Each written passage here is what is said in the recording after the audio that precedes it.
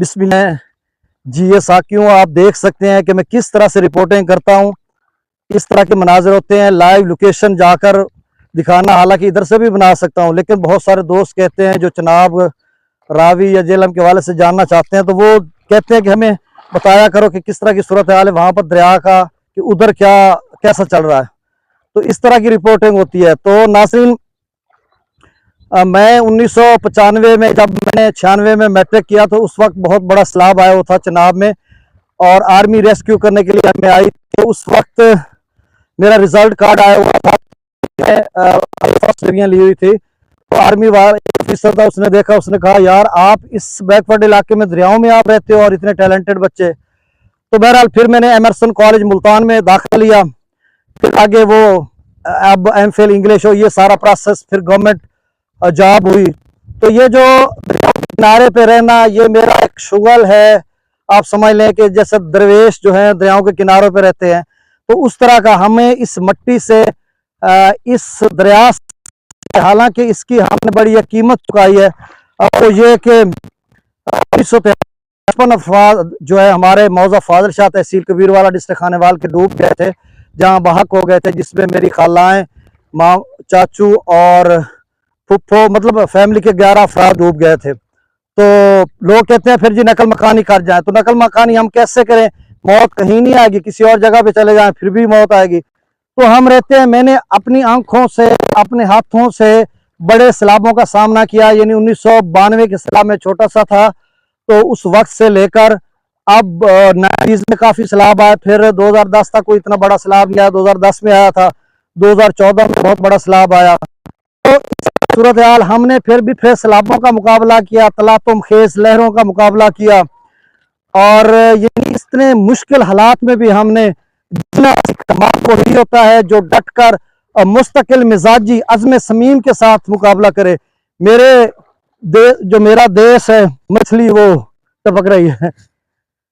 अच्छा, जो मेरा देश है ज़रई मुल्क है, यहाँ पे चारों मौसम, इतना आबशार है, नीले पानी की झीलें, क्या कुछ अल्लाह पाक ने नहीं दे रखा है इस मुल्क को। और बस अब इस मुल्क की जो, कि मैं अगली बात नहीं करता क्योंकि कोड ऑफ कंडक्ट है, मैं सरकारी मुलाजिम हूँ, इसलिए कि अब मुल्क के साथ जो भयानक खेल खेला रचाया जा रहा है, आज़ादी भी है, 14 अगस्त भी आने वाला है, तो हम कौन से वाली आज़ादी मनाएंगे उस अरबों डॉलर के मकरूज पाकिस्तान में, जहाँ सांस लेना भी मुश्किल हो चुका है। ये खाम ने 60 अपनी मस्ती यही बता दे, तो अपनी मस्ती है। ये रचना भी थोड़ा सा आपको पंजाबी जुबान का,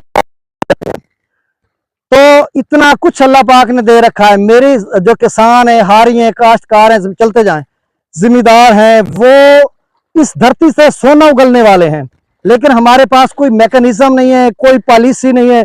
2022 तक किसान खुशहाल था, सभी खुशहाल थे, पैसे की फरावानी थी, सब कुछ। अब एकदम से 2 सालों में ऐसा हुआ कि किसान भी बदतर से बदतर होता जा रहा है, बदतर हाल उसका होता जा रहा है। किसान खुद ठीक है, अल्लाह ना करे बदतर हो, मतलब उसका हाल जो मफलूकुल हाल होता जा रहा है, या उसको कहता हूँ कि के आलम है, और बाकी मजदूर तबका सारा पिस यहाँ पे हम। अच्छा, यहाँ पे ना 8 बजे अभी 8 1 फुट बजे अभी 12 पंजाबी में बहुत अपनी रचना। भारत की गल करिए, पंजाब की, तो उत्थे बड़े डैम बने हुए, बिजली जी घरेलू इस्तेमाल की 600 यूनिट तक फ्री है, जरई बिल्कुल फ्री है, और उत्थे मतलब साढ़े दोनों के डॉलर का बड़ा फर्क है।